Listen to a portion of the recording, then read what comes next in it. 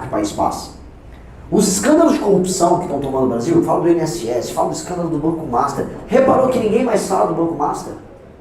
Ninguém, isso aí não existe. Saiu completamente do noticiário. Lembrando que o escândalo do Banco Master se deu também através de decretos e projetos de lei que passaram em governos estaduais. Vocês sabem que passou aqui, né? Até o Pedro já fez vídeo sobre isso. Passou aqui. O Banco Master foi beneficiado por um projeto de lei que passou aqui em Goiás também. Assim como passou em Minas e passou em vários estados. E nós temos que ter isso em perspectiva. Nós somos um país que está derrotado e que desistiu. O sintoma nosso maior é da desistência. E o fato das pessoas estarem hoje indo às pesquisas, não às urnas ainda, e ainda mencionarem o Lula e membros da família Bolsonaro como alternativa, significa que uma parte importante da população nossa desistiu. Quantos de vocês não percebem que os seus pais desistiram? Que é quase impossível conversar com eles, que eles, eu já gosto do fulano, contra o Lula, né? Quando eu estava na Bahia, era mais ou menos isso, só que o exemplo que eu usava era contra o Bolsonaro. Porque lá as pessoas desistiram a PT. Aqui as pessoas ainda desistem a Bolsonaro. É um modo de ser. Mas é uma resistência. É uma falta de vontade. E o fato de vocês estarem aqui conosco no domingo à noite, o fato de a gente ter feito a inscrição e estar fazendo esse evento, e vai rodar não só aqui em Goiás, vamos rodar Mato Grosso, vou rodar Mato Grosso do Sul, é para recuperar e levantar as pessoas para o que precisa ser feito. Nós temos uma chance única de nos tornarmos um país de primeiro mundo. E olha só como esse país, ao mesmo tempo que ele é amaldiçoado pela falta de moral, pela falta de inteligência das suas lideranças, do outro lado ele também é abençoado. A oportunidade que as terras raras, que boa parte delas estão aqui em solo goiano, nos traz de nos situarmos novamente numa posição favorável a nós, no grande concerto mundial das nações, é gigantesca. Essa questão do tarifaço do Lula, que o Lula está comemorando agora, ela poderia se resolver numa mesa de negociação, em novos termos, não só com o governo norte-americano, mas com a União Europeia, com o Japão, com Taiwan, com a Índia, com o Canadá. Isso está descrito, inclusive, se vocês vão ter acesso ao nosso plano de governo, que inclusive foi recusado, nosso plano foi recusado pelo TSE, porque era grande demais. Então a gente vai ter que protocolar uma versão menor. Mas ele vai estar disponível para vocês no tamanho correto e nós falaremos disso. E isso vai impactar, se nós soubermos sentar para negociar com norte-americanos e com outras nações sobre as questões da terra rara, cara, de uma maneira bizarra de positiva para vocês. Porque não basta extrair. Hoje eu gravei já meu primeiro vídeo aqui em Goiás, das aventuras. Né? O primeiro foi perto de Niquelândia, na verdade depois de Niquelândia, visitando a fábrica anglo-americana de extração de níquel. Porque aqui o níquel é extraído e mandado embora. O níquel não é processado. O níquel depois não vira bateria aqui em Goiás. O níquel é extraído e mandado embora. É muito engraçado que a empresa ali, inclusive, tem um aparato de segurança super pesado. Você vai gravar ali na frente, chamando os seguranças. Falei, tem algo muito estranho acontecendo aqui. Vamos levantar o drone e já colaram duas equipes de segurança. Gravamos do mesmo jeito e vai sair o vídeo do mesmo jeito. Só que isso é sintomático, tá? De que as riquezas naturais, pela falta de inteligência, não se tornam nada além de riquezas naturais. E riquezas naturais, em países pobres como o nosso, e lembre-se, o Brasil é um país pobre. Tem gente que fala assim, não, nós somos um país muito rico. Não, nós somos um país muito pobre. O Brasil é pobre. Se você pegar toda a renda produzida pelo Brasil e dividir pelo número de pessoas, você vai ter uma renda per capita baixa. Menor do que muitas nações do Oriente Médio, da Ásia Central. Nós somos um país pobre. E nós estamos ficando mais pobres quando comparados com o mundo. Nós temos que trabalhar muito mais do que a gente trabalha. Inclusive, desculpa fazer essa digressão, né? Mas a gente está vendo a discussão sobre o que no Congresso, sobre trabalhar menos e ganhar mais. É mentira. Não existe num país que está ficando fora das cadeias globais de produção a hipótese de trabalhar menos e ganhar mais. Nós não estamos nessa posição, nós não somos a Inglaterra, nós não somos Hong Kong. Lugares, inclusive Hong Kong, a galera trabalha muito mais do que no Brasil. Nós estamos completamente perdidos. Mas retornando para essa questão das terras raras. Aqui é um exemplo claro disso. Aqui é um estado que tem surtos, que tem espasmos de industrialização. Vocês não são só um estado do agro. Aqui em Goiânia vocês têm uma elite ligada ao universo da medicina, vocês formam médicos, há muito tempo, é uma tradição que vocês têm aqui. Vocês são capazes de formar pessoas aptas a trabalhar com serviço, com indústria. E por mais que o agro seja uma força, e é uma força, tem que ser respeitado como essa força, o Estado não se resume ao agro. E nem deve se resumir ao agro. Aqui tem das terras raras, nós temos que ter o processamento das terras raras e uma indústria correlata. Trabalhar o disprósio, o neodímio, você fazer os super ímãs, ímãs que vão no iPhone de vocês. Se vocês pegarem aí o iPhone, a parte que vai que sai o áudio, ou mesmo lá os fones de ouvido super pequenininhos, todos eles, nas ligas especiais, vão com componentes como disprósio e neodímio. E esses componentes tem aqui em Goiás, estão debaixo do chão aqui em Goiás. O mundo inteiro está vindo aqui brigar por essas terras aqui em Goiás. Acordos escusos dos mais diversos vão ser feitos sobre isso. Agora nós, como povo, ficamos apenas com as migalhas, porque as nações pobres, administradas por uma elite corrupta, sempre permitem que a elite corrupta se aproprie dos seus recursos naturais, os vendam em acordos e conluios com outras nações, fiquem multimilionárias ou multibilionárias com isso, e as pessoas não sintam o efeito dessa riqueza. Hoje, quando se fala em terras raras, você tem grupos econômicos dos mais baixos, ligados a grandes bancos, ligados especialmente a políticos, se apropriando deles. E já correndo para fazer negócio com os gringos. Eu, como presidente, vou brecar tudo. Eu vou brecar absolutamente tudo. O Plano Nacional de Terras Raras tem que passar necessariamente por um plano geopolítico que passe pela industrialização do Brasil. Porque hoje, tendo 20% das reservas globais e uma parte boa delas aqui no estado do Goiás, nós temos que olhar para os Estados Unidos, olhar para os semicondutores que Taiwan faz, olhar para a vontade do Japão de se reindustrializar, olhar para a Europa e visar. Aqui é a única oportunidade que vocês têm de ter acesso a isso. Só que eu quero a tecnologia e eu quero produzir esses componentes aqui. E vocês têm muito a ganhar com isso. Só que eu terei que passar por cima de boa parte da classe política e econômica que já estão vendendo e negociando esses recursos. Um recurso natural que não necessariamente se enquadra nas terras raras, mas faz parte do mesmo contexto. Urânio. O Brasil tem urânio. Em alguns lugares diferentes. Tem urânio lá em Minas, tem urânio lá no Ceará, tem urânio na região amazônica. O da região do Ceará, ele está sendo negociado por um parente, acho que é o primo ou irmão, de um sujeito chamado Gilberto Kassab. Alguém conhece Gilberto Kassab? Mas ele é vice de quem? Por que ele está negociando o nosso urânio? Porque ele é o cafetão que o Caiado chamou. Por quê? Não é? Por que ele está negociando? Será que o Caiado vai brecar as negociações da família do Kassab envolvendo urânio? Outra coisa que a família do Kassab gosta também de mexer é com energia termoelétrica. Eles trabalham com uma termoelétrica lá na região sul. Misteriosamente, quando o Centrão se apoderou das termoelétricas, o partido do PSD começou a ter acesso. Que engraçado. Mas que engraçado essas coisas que acontecem. Num país que é visto pelo mundo como uma reserva de recursos naturais, a nossa elite política virou grande investidora especializada em geologia para encontrar minérios e tal. É um país muito engraçado. Brasil. Nós estamos formando inteligência, nós estamos formando empresas, nós estamos criando startups nessas áreas. Nada!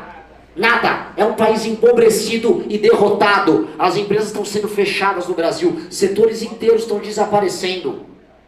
E ninguém tem coragem de falar isso. Vi agora meu concorrente Flávio Bolsonaro anunciando que vai dar celulares para todas as mulheres e idosos do Brasil. Vocês viram isso? Regra básica, quanto é um celular barbante para funcional, um smartphone? R$1.500? Vamos botar aí? Se ele pegar por R$1.000, R$1.200 para fazer, sei lá, o celular Brás, para dar para todo mundo, tirando mulheres que são crianças ou que não queiram ter um celular do governo, vamos botar aí 70 milhões de mulheres, vamos botar mais aí uns 30 milhões de idosos, vamos falar em pelo menos 100 milhões de pessoas. Multiplique isso por R$1.2 mil, são mais de 120 bilhões de reais no ano. Isso é papo de maluco, isso é papo de picareta, isso é papo de ladrão. O governo brasileiro não dispõe de dinheiro para sair dando celular por aí. Isso é mentira. Fora que ele vai pagar como essa conta? Ele vai cobrar de quem os impostos? Não, eu sei que vocês estão fazendo a piada com o Vorcaro, mas, não, assim, para além da piada, porque o fato do Flávio ser ladrão é sabido por todos. Mas eu não estou falando nem do lado ladrão dele. Eu estou falando do outro lado, que é o lado burro.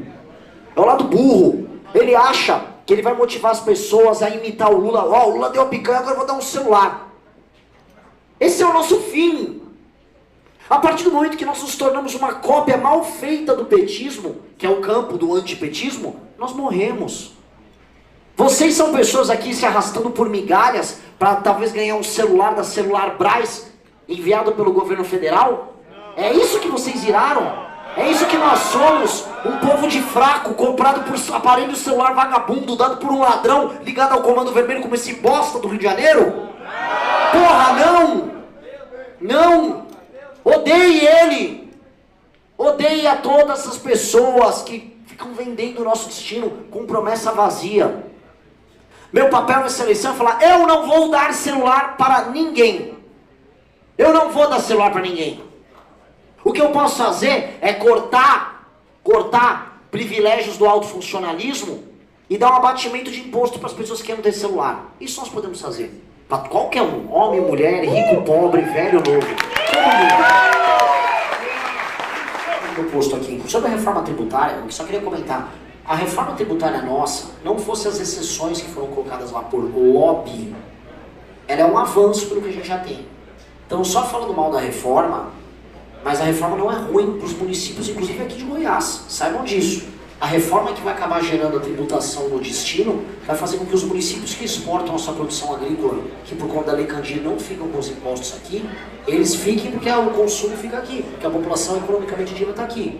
Outra coisa, tem que chegar um presidente sério, que é o que eu vou fazer, eu vou falar, ó, já no começo de conversa, não vai ter IVA, o imposto não vai ser maior no somatória geral ali do que 24%. E aí vamos trabalhar para baixar. Tudo que nós fizemos era para baixar e mexer nos lobbies, que foi tanto lobby que entrou nessa reforma, que é por isso que a alíquota está gigantesca. Ela está gigantesca porque ela basicamente foi tocada por lobby vagabundo. E aí com duas coisas, com um governo que corta despesa e com a obrigação dos estados cortarem suas próprias despesas, eu vou obrigar todos os estados da federação a fazer reforma previdenciária, que vai ter que fazer reforma administrativa, aí todo mundo vai baixar junto essa alíquota. O bom do imposto, que vai ser igual no Brasil todo, é porque aí a gente obriga os estados a todo mundo fazer reforma. Todo mundo tem que fazer, aí todo mundo vai lá, então vamos baixar a alíquota, que é o que eu quero. Eu quero esse desafio, eu quero descer esse IVA, eu quero concorrer com o Paraguai no IVA. Eu não quero com esse valor absurdo que está. Só que ele me obriga a fazer reformas que cortem gasto. Você só aumenta a alíquota de imposto se você não consegue pagar suas contas, certo? Certo? Então vamos cortar a despesa para a gente poder resolver isso. Obrigado. Boa noite, Renan. A minha pergunta é saber se você tem e quais são suas estratégias para atrair o público da diversidade, né? Mulheres, gays, esse público que é mais fechado para a instituição, para você. Essa é a pergunta. Sendo bem sincero, eu não vou fazer nada. É verdade, cara, eu vou tratar essas pessoas como seres humanos, cara. A partir do momento que eu tenho que fazer assim, ó, eu tenho essa... A não ser que seja um problema... Muito obrigado. A não ser que seja um problema concreto das mulheres. Eu vou dar um exemplo. Um problema concreto que envolve mulheres. Violência dentro de casa, marido que não paga pensão, a moça que é mãe solteira, que tem que trabalhar para pagar as contas e não tem escola em período integral com alimentação boa para os seus filhos. Isso são problemas que vão afligir as mulheres muito. Então essas são propostas materiais e concretas específicas para a mulher. Eu não vou propor dar um celular para uma mulher só porque ela é mulher. Eu não vou fazer isso. Sobre a comunidade LGBT ou minorias, se não houver um problema muito específico e muito material, eu vou tratar eles como todos os outros brasileiros. Apenas isso.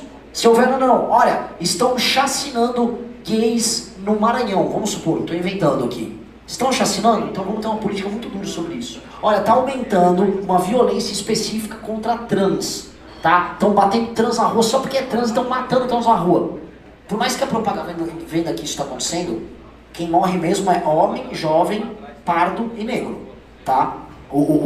Proporcionalmente, em números absolutos, quem morre no Brasil é muito mais homem, jovem, pardo e negro. Essas são as maiores vítimas da violência, em termos proporcionais e em termos absolutos. Tá? Mas se tiver uma comunidade que está sendo alvo de um ódio muito específico, sim, o governo tem que ter uma política sobre isso. A questão é que quando eu saio do discurso vazio da esquerda, e eu vou para os números, Eu vejo que a realidade é diferente. E eu vou tratar essas pessoas como seres humanos titulares de direitos e de deveres. Às vezes, quando as pessoas querem fazer políticas específicas para um grupo social, eles querem tratar esse grupo social só como titular de direito, mas não de dever. Então, eu vou cuidar de você, você é muito bom, você... entendi. Sabe quem é assim? É criança. Criança que só tem direito, mas não tem dever. E aí o governo, o que ele faz é infantilizar todos esses grupos sociais, porque ele trata como pessoas que precisam ser eternamente tuteladas.